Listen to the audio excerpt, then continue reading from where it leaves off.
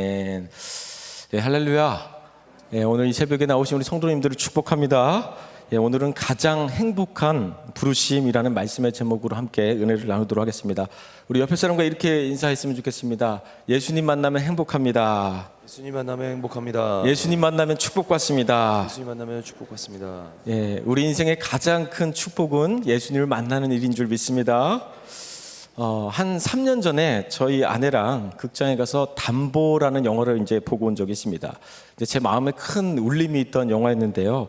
어떤 사채업자가 이제 어떤 조선족 그 여인에게 돈을 받으러 갔다가 이제 돈을 받지 못하고 이제 딸을 담보로 이제 데려오면서 이제 펼쳐지는 가족애를 느낄 수 있는 따뜻한 영화였던 것 같습니다. 담보라는 것은 대신하여 보증한다라는 의미가 있습니다.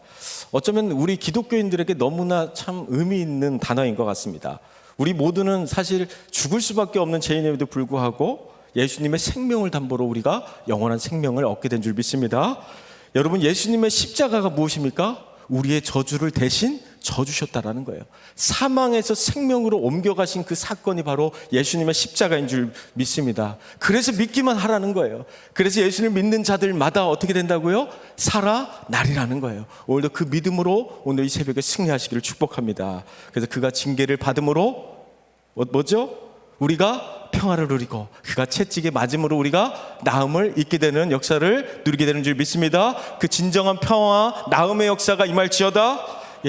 그 사명을 가지고 오늘도 예수님을 증거하면서 매일 증인된 삶으로 예수 그리스도의 십자가만 증거할 수 있는 그 복음전도의 사명을 온전히 감당할 수 있게 되기를 축복합니다. 한편의 재밌는 영화가 만들어지기 위해서는 멋있는 주인공만 나와서는 되는 것이 아니라 때로는 어떤 역할이 필요합니까? 손가락질 당하는 악역이 필요하다는 거예요. 집에서도 이제 악역이 있잖아요. 엄마들은 보통 이제 악역을 하고 아빠들은 천사 같은 역할을 이제 하는데, 이제 모든 배우들이 각자 위치에서 조연은 조연대로, 또 주연은 주연대로, 엑스트라는 엑스트라대로 자기의 역할을 잘 감당할 때 그 영화가 아름답게 만들어지는 것처럼 하나님 나라의 복음을 위해 우리가 부르심을 받았다는 것은 각자마다 그 복음의 역할이 다르다는 거예요. 그렇다면 어떤 사람은 매일 욕먹는 역할을 맡기도 합니다. 어떤 사람은 매일 박수받는 역할만 하기도 해요. 어떤 사람은 매일 싸우는 역할만 하기도 해요. 그렇다면 어떤 역할이 더 나은 인생이겠습니까? 어느 것이 더 좋고 어느 것이 더 나쁘다의 문제가 아니라 우리는 그저 어떤 역할이든지 복음을 위해서 주어지면 그냥 순종함으로 그 역할을 감당해야 되는 줄 믿습니다. 자, 따라합니다. 맡은 자에게 구할 것은 충성입니다. 구할 것은 충성입니다. 오늘 읽은 본문에서 예수님의 부르심을 받은 제자들의 상황을 보면 누가복음에서 이렇게 좀 자세하게 설명하고 있습니다. 우리 누가복음 5장 5절의 말씀을 함께 선포합니다. 시작. 시몬이 대답하여 이르되 선생님, 우리들이 밤이 새도록 수고하였으되 잡은 것이 없지만은 말씀에 의지하여 내가 그물을 내리이다 하고. 베드로는 물고기를 잡기 위해 밤이 새도록 그물을 던졌으나 잡은 것이 없다라는 거예요. 제자들이 자기 힘으로 고기를 많이 잡아서 의기양양할 때 찾아온 것이 아니에요. 밤새도록 수단과 방법을 가리지 않았지만 뭐예요? 잡은 것이 없다라고 성경은 분명하게 이야기하고 있다는 것이죠. 이렇게 제자들의 어떤 어부로서의 그 모습을 보면 고기를 잡는 기술이 부족한 사람들이 아니에요. 평생토록 고기만 잡던 사람들이기 때문에 언제 어디서 어떻게 그물을 던져야 고기를 많이 잡는다는 것을 너무나 잘 알고 있는 사람들이라는 거죠. 그런데 인생이라는 것이 그래요. 잘 안다고 해서 되는 것이 아니에요. 우리가 열심히 노력만 한다고 해서 인생이 잘 사라지는 것이 아니라는 거예요. 그래서 예수님을 만나야 되는 것이죠. 예수님 찾아와야 되는 줄 믿습니다. 우리 인생에 예수님께서 우리를 찾아와 주시고 만나 주시고 도와주실 때 우리의 인생이 가장 행복한 인생이 되는 줄 믿습니다. 예수님이 평범한 어부들을 왜 부르셨는가? 저는 이게 너무 궁금하더라고요. 왜 평범한 사람들을 부르셨을까? 좀 잘나고 똑똑하고 멋있는 사람들을 부르면 좋았을 텐데 평범한 어부들을 부르셨다라는 거예요. 예수님은 혼자서도 얼마든지 사역을 다 감당하실 수 있는 분임에도 불구하고, 그럼에도 불구하고 연약한 우리를 부르셨다라는 거죠. 전지전능하신 분임에도 불구하고 왜 우리를 부르셨는지 우리가 한번 이렇게 돌아봐야 된다는 것이죠. 제가 신학교 때 어떤 이제 교수님이 체프 시간에 설교를 하는 거예요. 그래서 하나님은 전지전능하셔서 모든 것을 다 하실 수 있지만 딱 한 가지만 못 하십니다. 이렇게 말씀하시는 거예요. 그래서 너무 궁금한 거예요. 대체 모든 것을 다 하실 수 있는 하나님이 대체 뭘 할 수 없지? 그래서 이렇게 생각하고 있는데 이렇게 얘기하는 거예요. 스님 머리에 핀은 못 꽂습니다.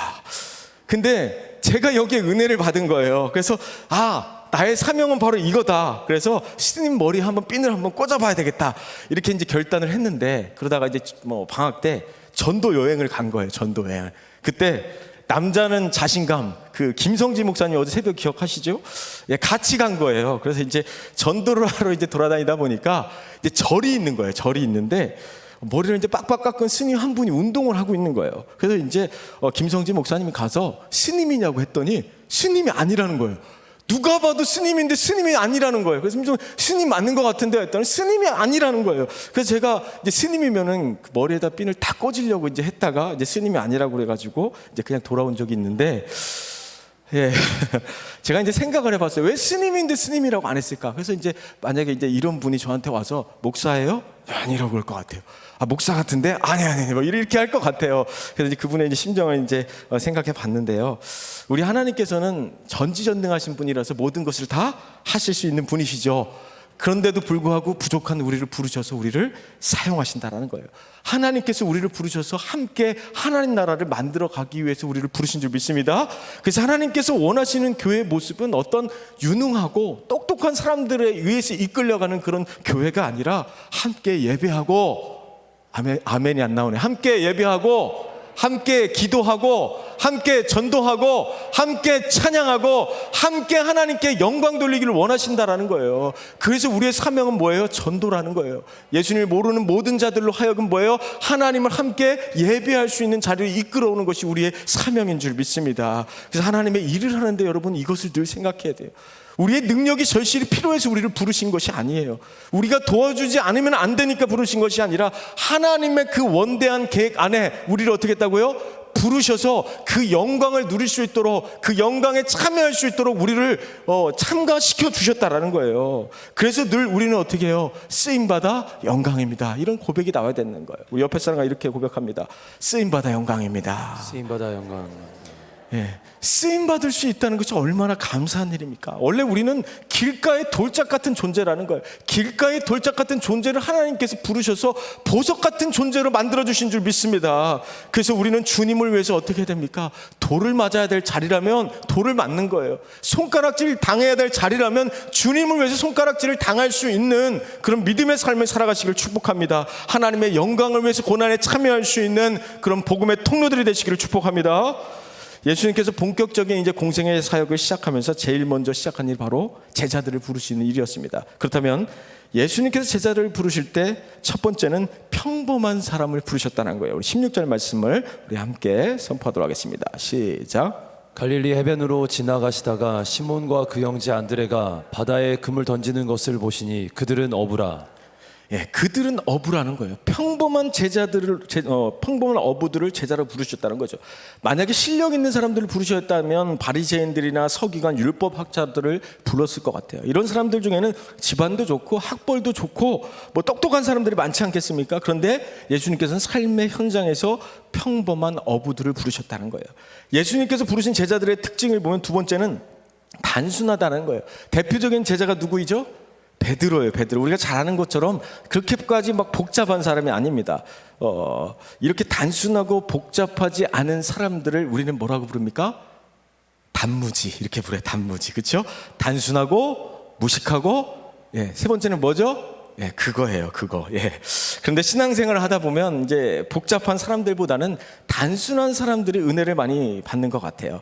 우리 예전에 1세대 믿음의 선배들을 보면 오로지 주님밖에 없는 거예요. 많이 공부했기 때문에 주님을 믿는 것이 아니라 많이 공부는 하지 못했지만 오로지 주님만 믿고 오로지 주님 앞에 나오면 행복하고 오로지 주님 앞에 예배하면 그것이 너무나 기쁘고 즐거워서 날마다 주님 앞에 부르짖고 기도했던 그런 믿음의 세대들을 보게 됩니다. 그런 분들을 보면 단순하지만 그래도 날마다 하나님께 은혜 받고 기도해도 응답을 잘 받는 것 같습니다.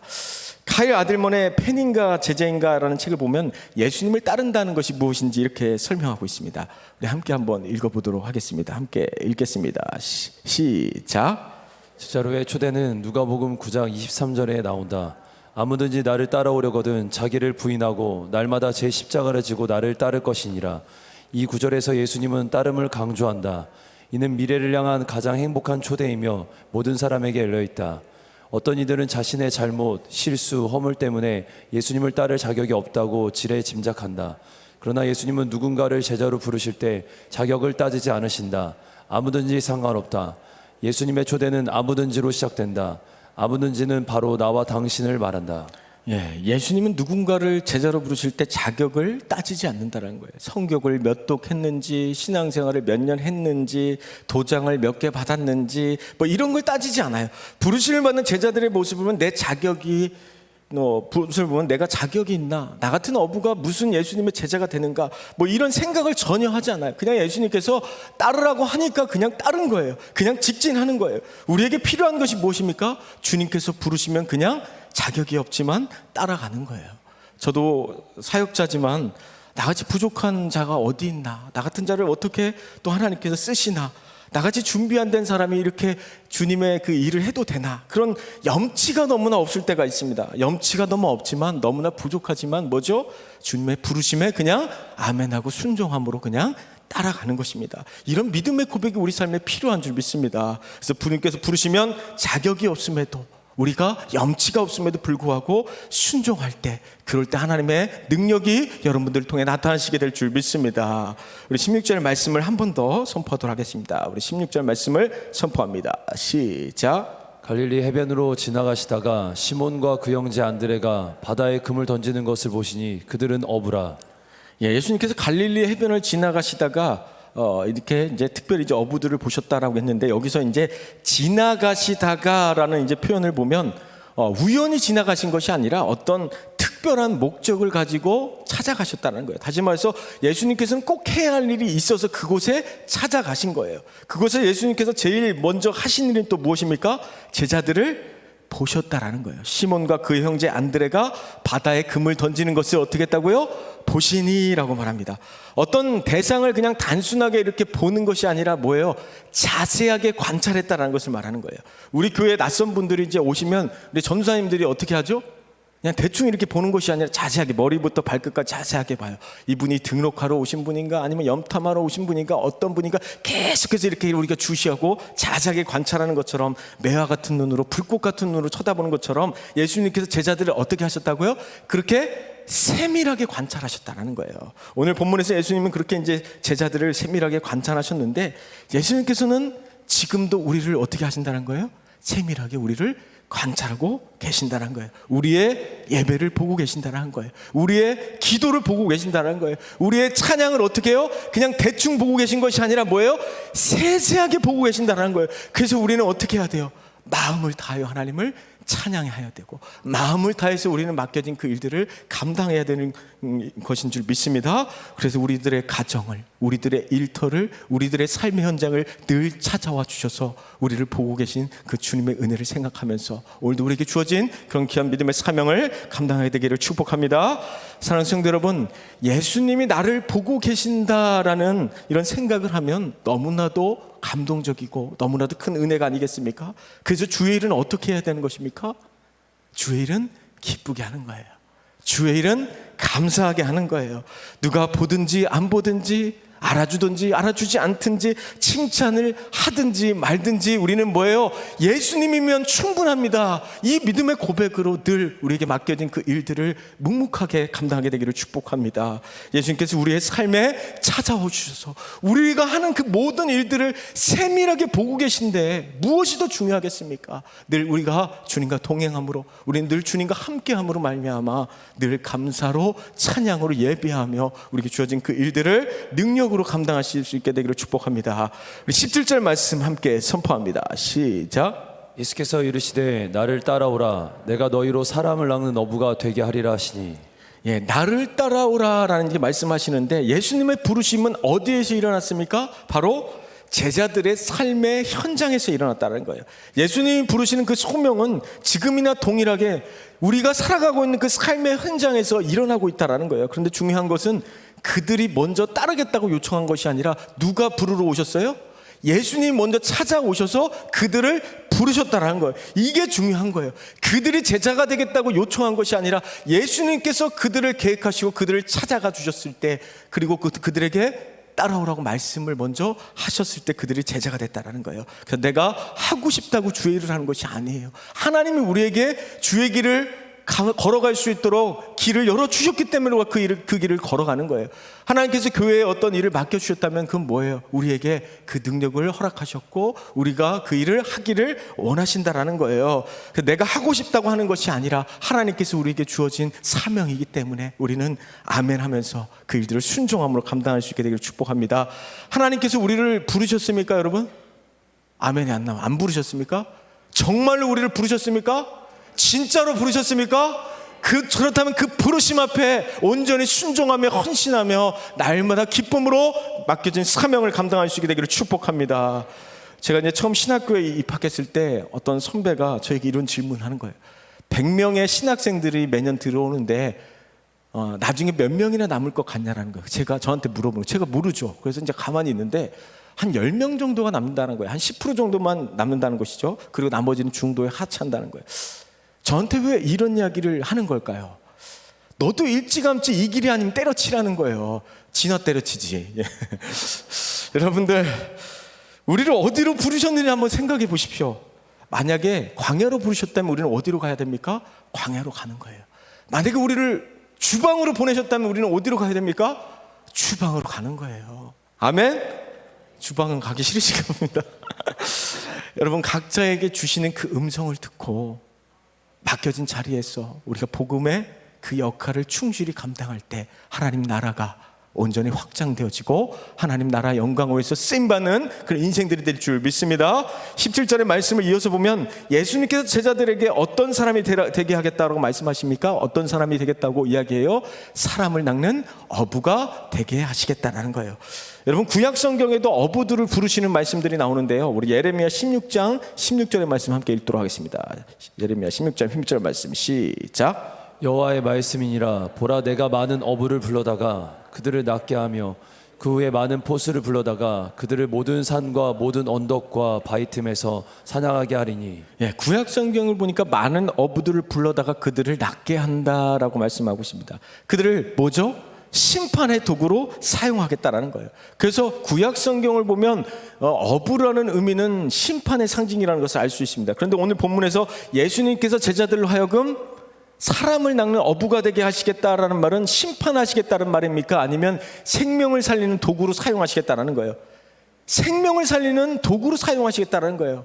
생명의 도구가 되게 하시겠다라는 거예요. 그래서 우리는 심판의 도구가 아닌 생명의 도구로 우리를 부르셨기 때문에 우리를 무엇으로 사용하시겠다라는 거예요? 사람을 낚는 어부가 되게 하시겠다라는 거예요. 그래서 그 생명을 살리는 도구로 우리가 그렇게 쓰임 받아야 될 줄 믿습니다. 심판을 받아야 돼 마땅한 우리가 하나님의 자녀로 삼아주신 그 은혜를 기억하시면서 심판의 도구가 아니는 사람을 살리고 영혼을 살리는 그런 생명의 도구들이 될지어다. 그런 능력의 도구로 우리를 부르신 줄 믿습니다. 우리 삶의 현장에서 사람을 낚는 그런 어부로서의 사명을 최선을 다해 감당하시기를 축복합니다. 이 땅에서 영원한 생명을 주시기 오신 예수님께서 바라시는 교회의 모습은 무엇일까요?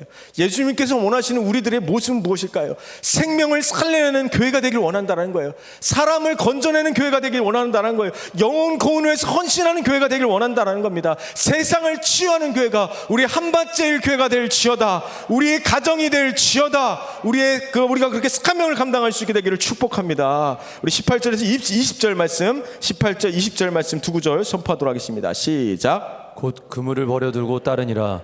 곧 부르시니 그 아버지 세베대를 품꾼들과 함께 배에 버려두고 예수를 따라가니라. 예, 두 구절의 말씀을 보면 예수님을 따르는데 너무나 중요한 메시지가 나옵니다. 18절과 20절 말씀 앞에 제일 먼저 시작되는 단어가 뭡니까?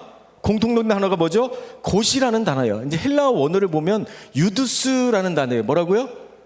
유두스. 우리 교회 권사님 이름 같은데 유두스. 자, 즉시, 바로, 당장이라는 뜻입니다. 그러니까 예수님의 부르심 앞에 어떻게 된다는 거예요? 즉시, 바로, 당장 우리가 뭐예요? 순종함으로 우리가 주님 앞에 나아가야 된다는 거예요. 예수님 부르심 앞에 망설일 필요가 없다는 거예요. 우리가 홈쇼핑 보다가 망설이지 않잖아요. 그냥 바로 전화하잖아요. 즉각적인 결단이 필요하다는 거예요. 그런 마음으로 우리가 주님을 따라가야 된다는 거예요. 지금 따라가지 않으면 평생 후회할 것 같은 그 마음으로 즉각적으로 주님을 따를 수 있는 그 믿음의 삶이 되시길 축복합니다. 이것이 주님을 따르는데 너무나 중요한 자세라는 것이죠. 18절과 20절 말씀 이어서 보면 두 번째 공통된 단어가 있습니다. 따르니와 따라가니라. 그죠? 비슷한 말처럼 보이지만 원어적으로 보면 다른 말이에요. 18절 말씀에 보면 예수님이 가신 길을 따랐다라는 의미고 20절 말씀에 보면 있던 곳에서 나왔다라는 의미예요. 그러니까 다시 말해서 자신들이 있던 삶의 자리에서 나와 누구를 따랐다는 거예요? 예수님을 따라갔다는 거예요. 오늘 이 새벽에 예수님을 따라가는 그 믿음의 삶을 살게 될 줄 믿습니다. 이 새벽에 그 잠자리를 박차고 일어나서 예수님을 따르기 위해 이 자리에 나오신 줄 믿습니다. 그럼 믿음의 결단을 오늘 이 새벽에 승리하실 줄 믿습니다. 예수님을 따른다는 것은 즉각적으로 은혜 자리로 나아가는 거예요. 즉각적으로 예배의 자리에 나아가는 거예요. 즉각적으로 전도의 자리로 나아가는 것이 하나님이 기뻐하시는 삶의 자리인 줄 믿습니다. 우리에게 남겨진 결단은 뭐예요? 하나님 나라 영원한 그 가치를 붙잡고 살아갈 것인가, 아니면 이 땅에 썩어질 것을 위해 살아갈 것인가, 즉각적인 결단이 우리에게 필요하다는 거예요. 오늘 본문 말씀을 보면 제자들은 배와 그물을 버려두고 가족과 직장을 버려두고 주님을 따랐다는 거예요. 즉시 결단하고 주님을 따르기로 작정했을 때 그들이 예수님의 제자가 되었다는 것이죠. 오늘도 우리에게 전도하러 다녀야하기 때문에 우리의 직장을 버려야 되고 가정을 버리라는 이야기가 아니에요. 여러분이 있는 그 가정과 직장에서 여러분 사람을 낚는 어부로서 영혼 구원의 사명을 그곳에서 감당하시기를 축복합니다. 낚시를 잘하는 분들은요, 물고기가 언제 어디서 어떻게 나오는지를 너무나 잘 알고 있어요. 그것을 낚시 용어로 포인트다라고 이야기해요. 뭐라고요?